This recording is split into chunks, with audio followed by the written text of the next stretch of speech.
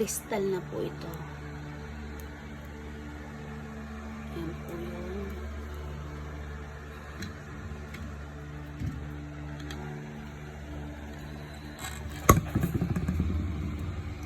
Ito po yan. May fossil na dito.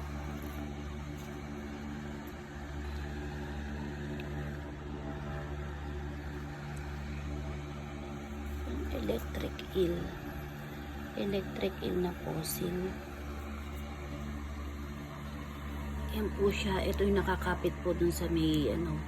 Tapos dun yun siya nakabakbak. Nakapaloob po siya dun.